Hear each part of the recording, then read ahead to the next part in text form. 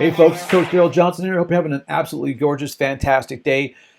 This video, I'm going to talk about content creation as it relates to social media mostly, but also in the general world. So it's some of my opinions and some of my experiences. When it comes to creating content in the video realm, like this video you're watching now, I've been doing videos of some form or fashion since, I don't know, 2008, 2009, maybe even farther back. Since this medium was really a kind of a new thing.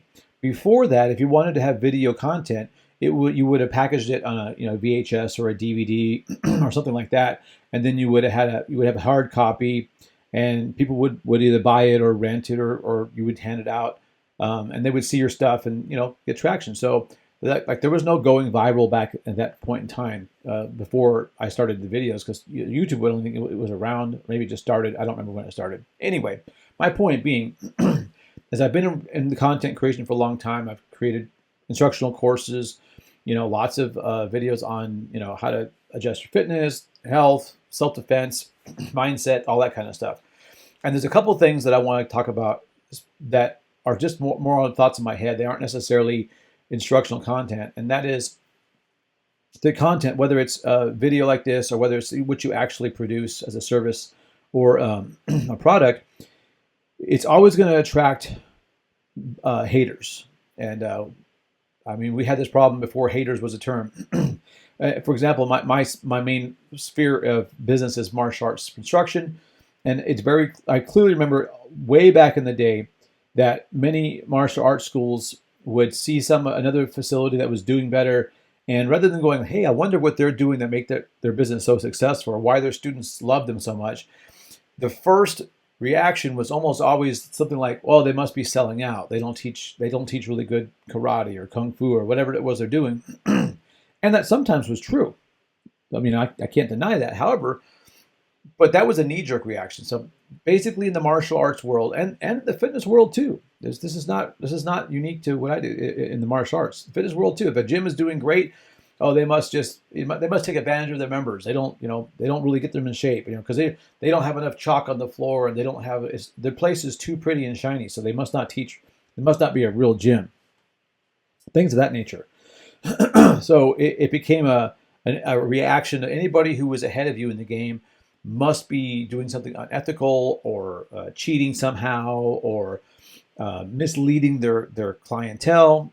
And this is extending to the video world too. So about 2 or 3 years ago, I took a really deep dive into the YouTube video creation world as a business model. Where people were like there's people who make millions of dollars doing this stuff, sometimes for the dumbest stuff ever. And what I started noticing is I would get into a sphere of a category, fitness or like men's issues or self-defense or financial or whatever it was, and one of the things about the content creators is I found a lot of them were really salty and quite negative. And this is like, again, that part wasn't surprising to me because, again, I've been in business for a long time. I've seen this before. But what surprised me was the amount of energy some of these content creators would do to damage or discredit or humiliate somebody that they just either didn't agree with or they felt was ahead of them, or they felt that their position in that particular industry was not justified. So let's say we were talking about, I don't know, something I don't know about, how to grow corn, farming corn. I mean, I know you put seed in the ground.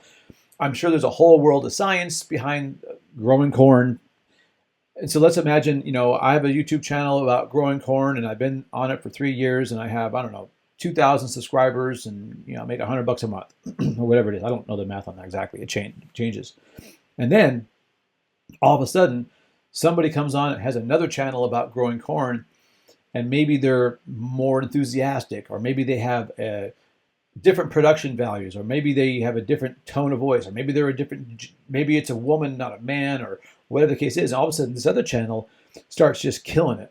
Thousands of subscribers, they're out there being talked about on, the other channels, and the first person gets really grumpy. He's like, well, I've been doing this for 3 years. It's not fair that they get ahead of me and they're getting more views and more traction. And this is bizarre to me.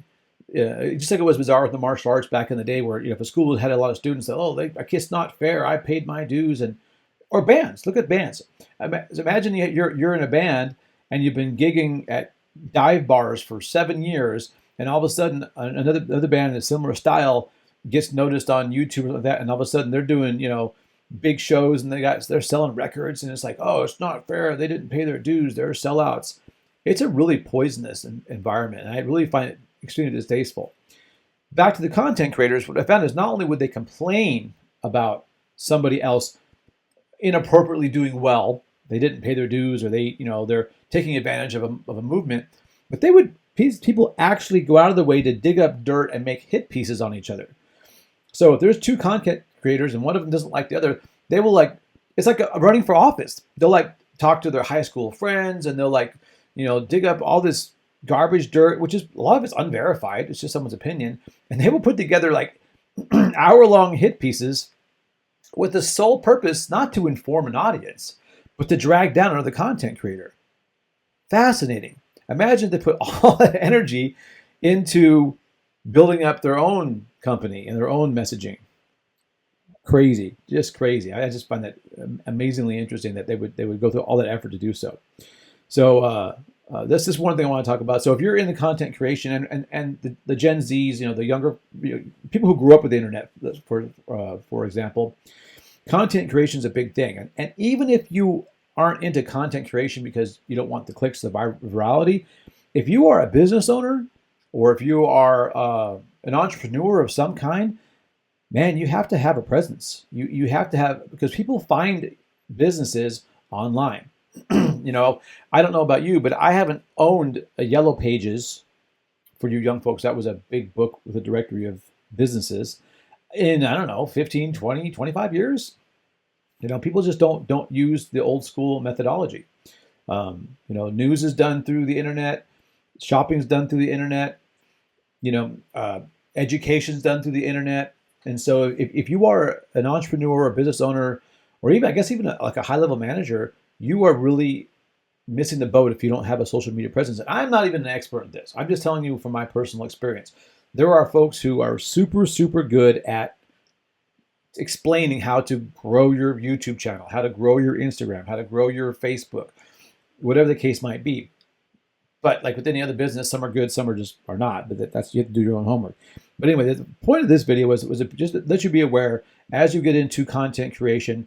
And by content creation, I mean you're actually trying to have a message that gets out. Not like you're posting pictures of your cats, or there's a picture of my kids, doing a snowball fight. I mean, like, where you actually have a message that you're trying to promote something, a business, an ideal, something that's important. You're going to attract haters. You're going to attract people who are either jealous of your success, or they feel you haven't earned it, or they just don't like you. And that's all it takes. Maybe someone just doesn't like your face. That's enough for somebody to start putting energy into digging up dirt. It's crazy. All right. So content creators, beware. If you haven't already, please do me a favor. Hit subscribe, like the channel, or like the video. You want to do the bell notification, it'd be fantastic. I'm excited to be bringing you guys material. I hope you find it valuable, and it resonates with you. I'll talk to you soon.